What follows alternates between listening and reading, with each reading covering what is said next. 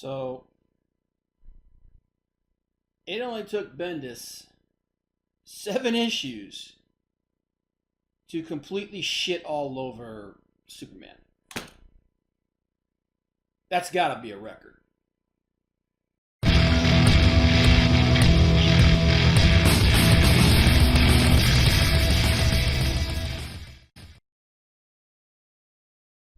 What's up, everybody? It's your boy CBB, and I'm telling you, I wanted to believe in Bendis. Okay, I've actually liked Brian Michael Bendis in the past. I think his run on Ultimate Spider-Man was awesome. I liked a lot of the stuff he did in Avengers, but the last 2, 3, 4 years, man, he has just been painful to read. And when he jumped ship to DC, the tweets he put out and the things he was saying, I really thought that we were going to get the old Bendis back. I thought that he was just worn out with Marvel. He'd done everything over there. He was practically writing everything for a while. He was practically writing everything at Marvel. I think he was stretched too thin. And here he is. He's going to go to DC. He's got a whole new playground, and it's going to revitalize him. It's going to re-energize him, and we're going to get the Brian Michael Bendis that we used to have. Nope. 7 issues. That's all it took for Brian Michael Bendis to absolutely shit all over all the work that Peter Tomasi did. The good work that he did, he completely ruined Jonathan Kent. I don't know why. Apparently he can't do stories with young kids. They got to be all, broody teenagers, I guess. But more important than that, Lois Lane in the last few years has become such an amazing character as the mother of Jonathan Kent. It's added these amazing dynamic, this dimension to her, and to Superman. Because I'll be completely honest with you, I've never been a huge Superman fan. I understand why people are. I've always gravitated more towards street-level characters. But I became a fan of Superman under Tomasi. And it was largely because of the family dynamic. But in his run, Brian Michael Bendis has taken Lois Lane and made her one of the worst people currently in the DC universe. Absolutely terrible mother. Absolutely terrible wife. Absolutely terrible person. In fact, let's go over all of the things that Brian Michael Bendis has done to Lois Lane. Since he took over, she has, instead of standing firm with her husband, when his previously supervillain psycho father, Jor-El, wants to take their impressionable 11-year-old son into space, she agrees with her crazy father-in-law and their suddenly incredibly disrespectful, temperamental son. That's another thing that Bendis did. All while insisting that, the whole reason why it's okay is because she's going to be right there with him to keep him in line, to make sure Jor-El doesn't do anything with him. Not that she's going to be able to do anything to stop him if she wants to, because he's a freaking Kryptonian. But she pretty much forces Clark to let this happen. Number 2, she immediately does exactly what she said she wouldn't do, and she leaves their son with said crazy grandpa because she thinks she should be out there because it's scary. Like, suddenly, all of the bravery... Lois Lane has been through way worse than this, okay? Basically, they get attacked by the villain of the week, which is the Dominators. And it's scary. They're in a fight. And suddenly she's like, what was I thinking? I realized I had made a huge mistake. No, the only mistake that was made was putting Bendis on this book. So there's a fight.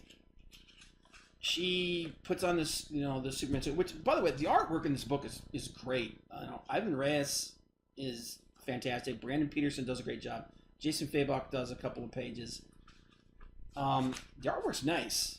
So then she goes to another planet, and she's uncomfortable because everybody recognizes the Superman shield. They know that she's Superman's wife. Everyone starts begging them for help because they're like, oh, he's royalty. All of Lois Lane's strength and determination are gone. So because of that, she's like, I'm just Lobo actually shows up, which is actually kind of okay. So she's like overwhelmed by this, even though she's been through way, way worse.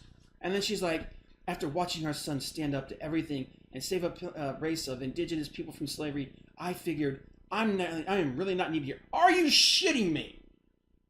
Are you? This is pathetic. So she leaves. She just leaves. Something that she said she wasn't gonna do to put her husband at ease. Then she returns home to Earth and doesn't bother to tell her husband that she's back or that she's left their only child with a lunatic, all because she needs some me time. Are you kidding me? She's just so stressed, and it's such a burden on her to be a mother and a wife that she decided to just, yeah, it's all right. He'll be fine. And then, to make it even worse, the story she's working on, if you've been reading Heroes in Crisis, she decides to publish a story that she's been writing about her husband's fellow superheroes, including him, their deepest, darkest secrets that have been filtered to her from an anonymous source while these same heroes are being murdered. And she decides to do this without telling or consulting with them until she's already done with it and it's out. So in other words, it's basically like, yeah, fuck you guys.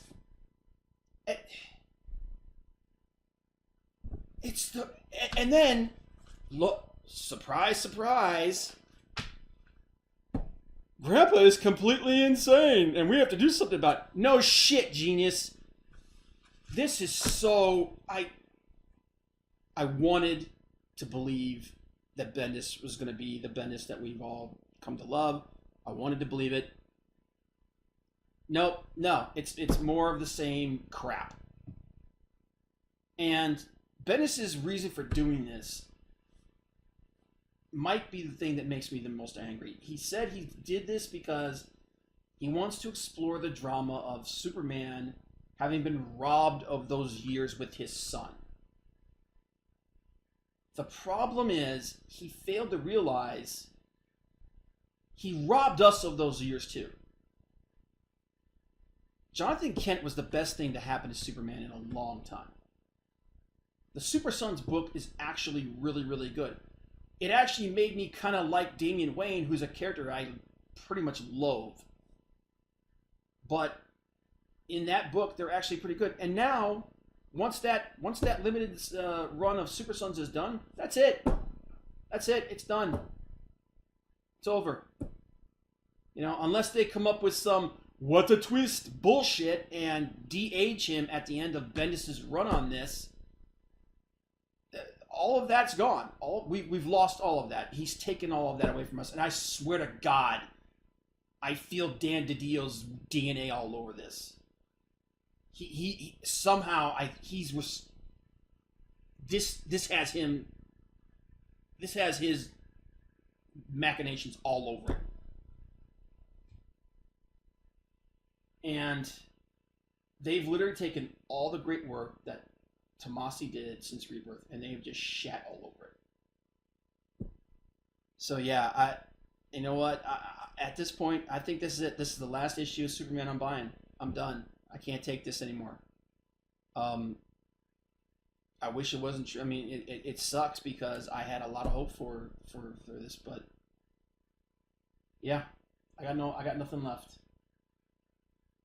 But yeah, so that's it. It's I can't. I'm done with this. But yeah, tell me what you know. Leave a comment in the description below, guys, if you agree with me, if you disagree with me. If you like the content, help a brother out. Hit the subscribe button, hit the like button, and I'll be doing some more comic books later. But yeah, as far as this one is done, yeah, you know what? I'm here. Screw it. I'm done.